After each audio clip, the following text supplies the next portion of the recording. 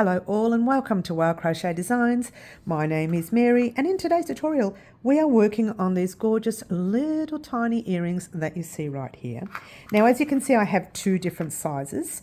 Before we start I just want to thank Carmen for her colour combination during our live Antics on Saturday mornings. Every Saturday mornings we have a live at 10 a.m. Melbourne, Australia time. Marry that up with your country and one lucky subscriber on that live gets to choose the colour combination of our next tutorial, and the lovely Carmen R chose the orange today. I made it in the green colour only for visual purposes, okay?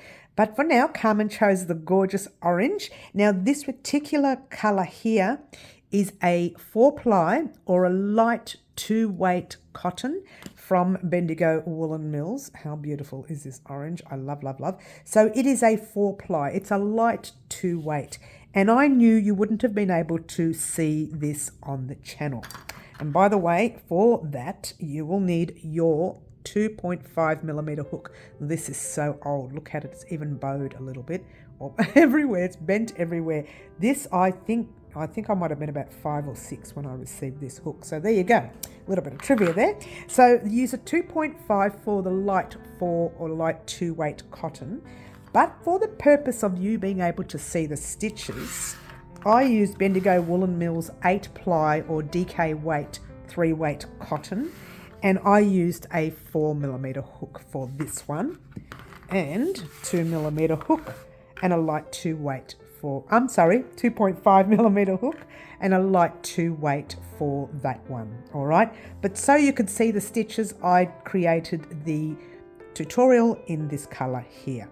Now, this is the colour that the lovely Carmen chose. So that's that. You will need, and this is interesting, I weighed both of these together and I still didn't get 1 gram. And I weighed them with the earrings in it. And I still didn't get 1 gram. So I mean very minimal, little tiny little skeins that you have in your stash for that. I weighed that with that earring there and still didn't get 1 gram. Don't you love it? So very minimal cotton, whatever you have in your stash, which is fantastic. You will need a stitch marker, just one. You will need your sewing needle. You will have 2 ends to weave in, and you will need a pair of scissors. That's pretty much all you will need for our tutorial today. Oh, right. Also, I forgot to mention the size of these earrings so that you know how big they are or how small they are. This one here is about a centimetre and a half, which the inches are there, in width from, one side to the other. And this one here is a centimetre in width from there to there. And those are the inches right there. The inches for that one and the inches for that one. All right, so when you want to purchase your earrings, or if you've got earrings in stock for those sizes, you can create this square today. Or if you have a different size, create the square, see if it fits nicely. I'm sure it will.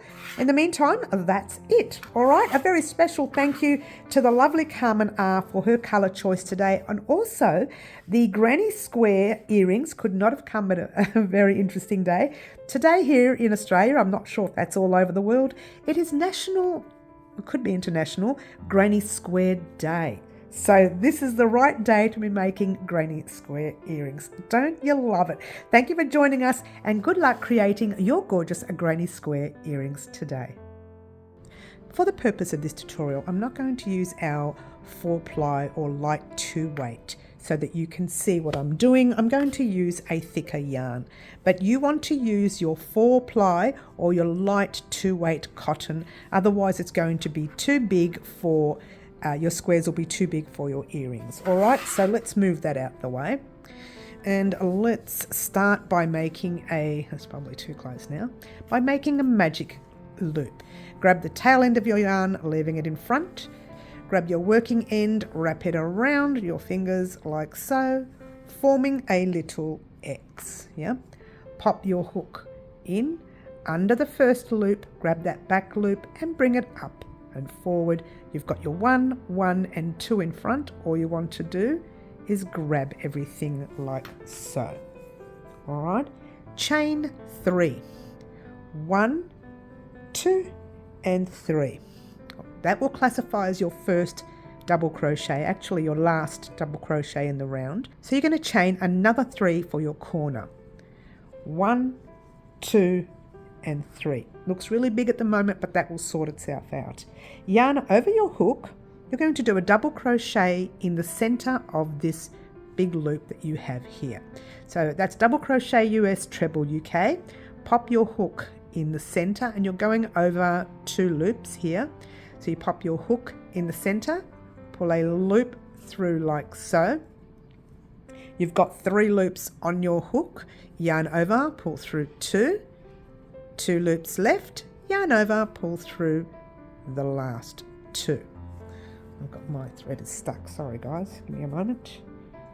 I've got fluff everywhere, I'm doing well today. Alright, so what I want you to do here, just hold that nice and carefully and just give that tail a little bit of a tug, closing your circle just a little bit, making it a little bit smaller. It's a little too big for my liking. We're going to pop 1 more double crochet US, treble UK in that space. So yarn over your hook in the space, you're going over your loop and your tail. Pull a loop through like so. 3 loops on your hook, yarn over, pull through 2 loops left, yarn over, pull through the last 2. Before you continue, I've just done that so it doesn't move around too much. Just grab your stitch marker. Now I would advise doing this because I struggled at the end of the round, okay? So you've got your 1 that we just did, 2, and then you're going to count your 3 chains across, 1, 2, 3, and on your 4th chain across, you're going to pop your stitch marker in the top 2 loops of the chain, like so.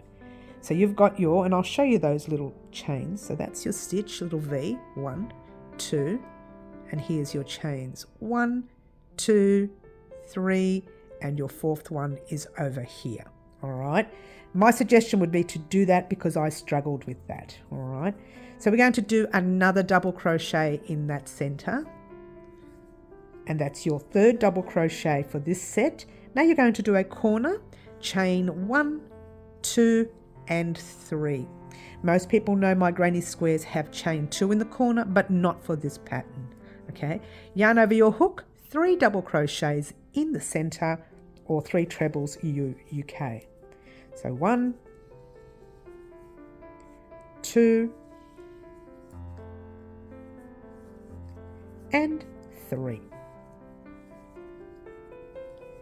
All right, chain 3, 1, 2, 3, and that's for your corner. And just give me 1 second because I have a knot here. I'm doing well. Here we go.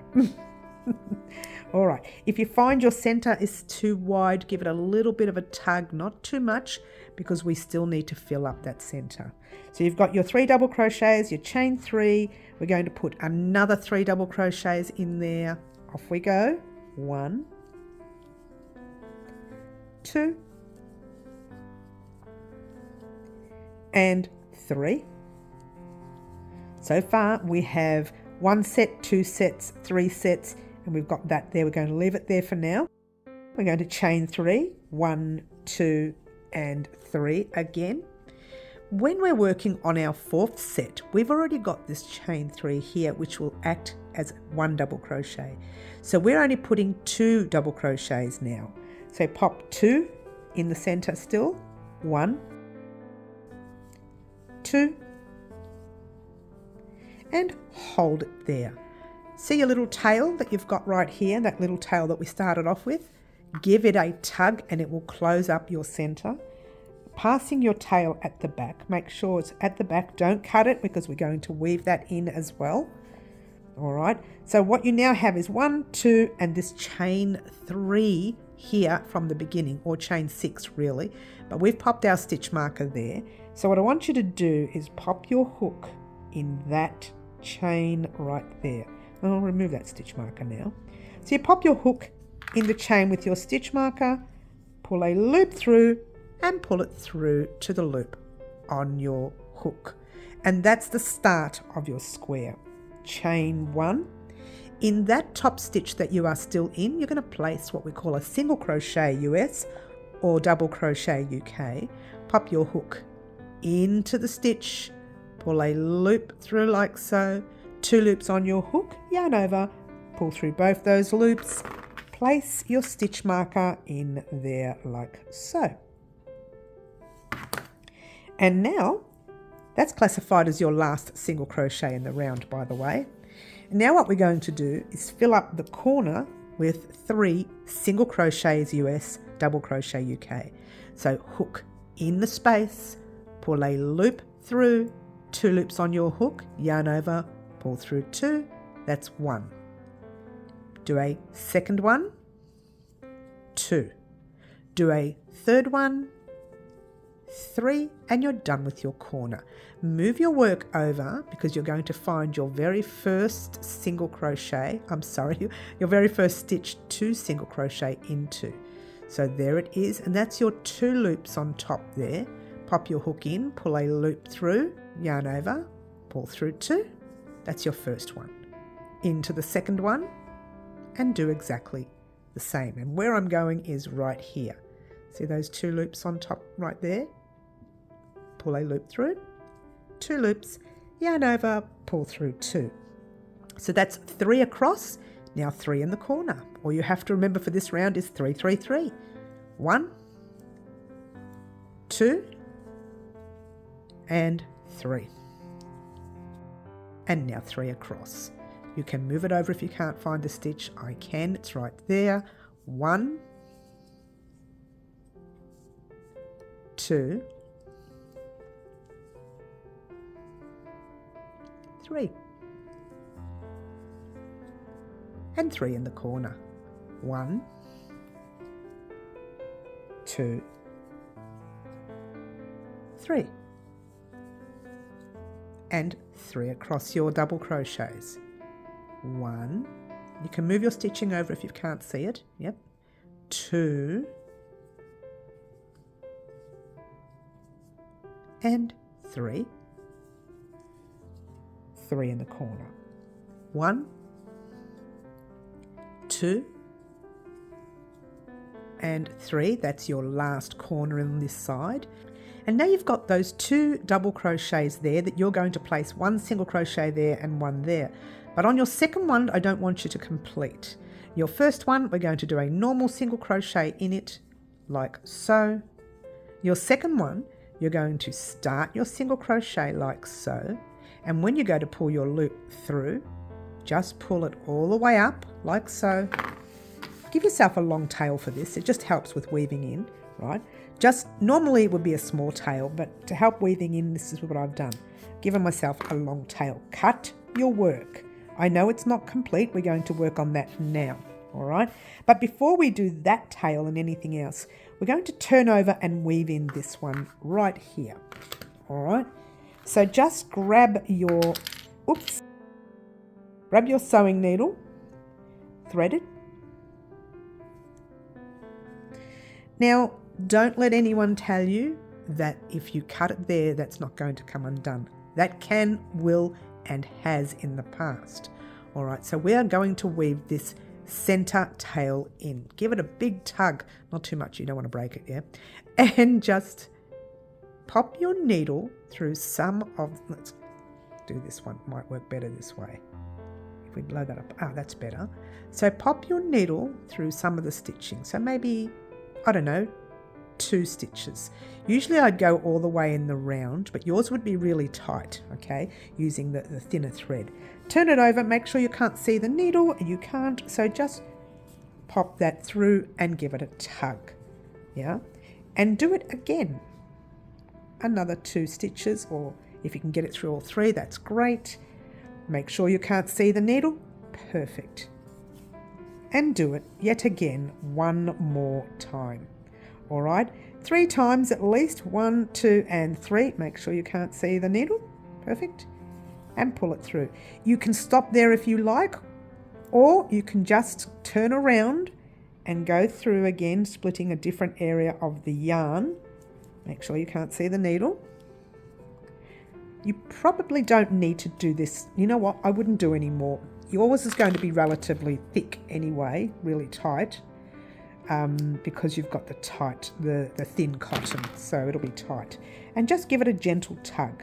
All right, open it out. Make sure you weave that tail in though. Don't leave it. Don't cut it and assume it's not going to come undone. It will.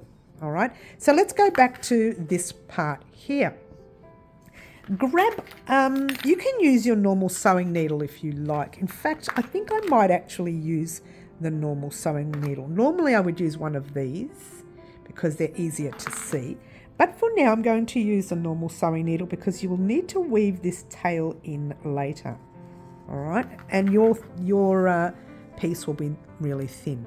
That's the stitch marker you're supposed to slip stitch into when you're crocheting your last stitch, but we didn't do that. We pulled it out.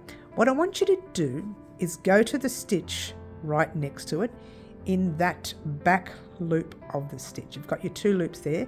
That's your front loop and that's your back loop. All right, and we're going down into the back loop right there and pull that loop through like so. Yeah, remove your stitch marker. So there's the stitch that we came out of and we went into that one. We want to go into that same stitch that we came out of, but literally through the back loop. I'll move that out the way. Through the back loop like we did on the other side. Right, we're going through the back loop. This is where the other needle comes in handy. This one here is starting to split the yarn. We don't want that.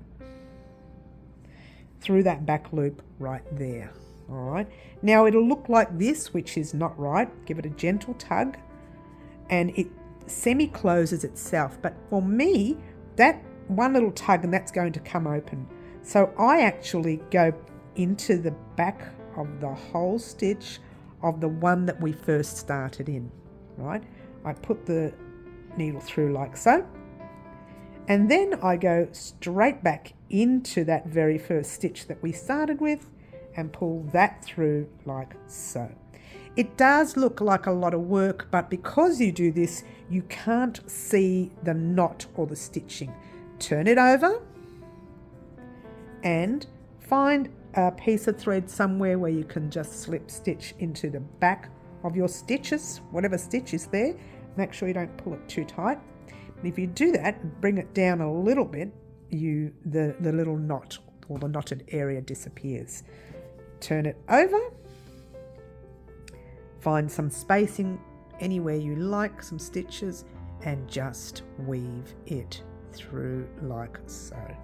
Yours will be tighter because yours will have, you would have used the, oh, I can see the needle right there, see? We don't want to see the needle. You would have used the thinner cotton. There. You would have used your thinner cotton, so yours will be tighter. But still go through once and then go back in the other direction, splitting the yarn somewhere else. So not in the same spot, just splitting it somewhere else and just going through some more stitches. Check that you can't see your needle and just pull it through. You'll find for you that's enough.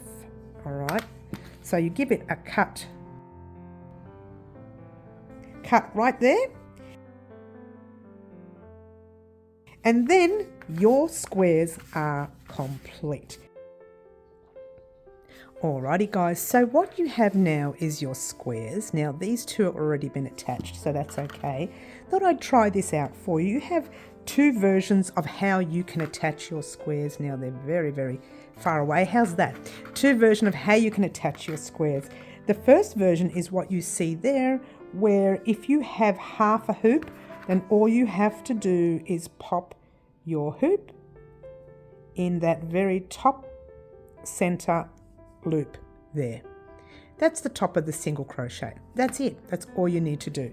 But if you have a full circle, then your best bid is to grab a sewing needle with a piece of thread of your choice, the same color actually, pop it through that top loop, pop it through the center of your piece. I can't do it this way because this is half. But anyway, you do it like that. And let's pretend that it's in there. I'll put it there like that. All right, so you put it through your center. I haven't got a little circle one. Let's just pretend that you don't have half a hoop. So you tie it in a knot. We'll pretend that I don't have half of the hoop. We'll put it in there. So you tie it in a knot like that. And you've tied up your piece to your hoop. Yeah? And then you just do it again. One more time. I'm not going to do it because I don't want it to be stuck to my piece. And then you tie it up real tight. Face it inwards like that. And weave it in through the back like we did before when we were weaving in our end here. So weave that in one way, weave that one in the other way, and your little one has been attached that way. But I'm not going to do that. Oh, I think I've just tightened it up. No, here we go. Because I don't have a round one. I just knotted it. Don't you love it? She's just knotted it. Excuse me. Let's get that undone. There we go. All right. So for me, all I have to do is pass my semi-hoop loop. Semi-hoop loop, half a hoop loop like that. All right. So that's going to go in my ear. Not mine because I don't have the holes. And that will stay like that. Now, if you want, you can wash and block your piece, which is what I'll do before I pop onto the live on Saturday morning so that you can see them washed and blocked and nice. Thank you very much for joining us today and creating these gorgeous, lovely granny square hoop earrings. And also a very special thank you to the lovely Carmen R once again for her colour combination. And if you would like to be a part of Live Antics and choose the colour combination of our very next tutorial, join us on our lives on Saturday mornings at 10 a.m. Melbourne, Australia time. Marry that up with your country. And one lucky subscriber on that live gets the chance to choose the colour combination of our very next tutorial. Thank you for watching. My name is Mary and this is Wild Crochet Designs. Ciao for now.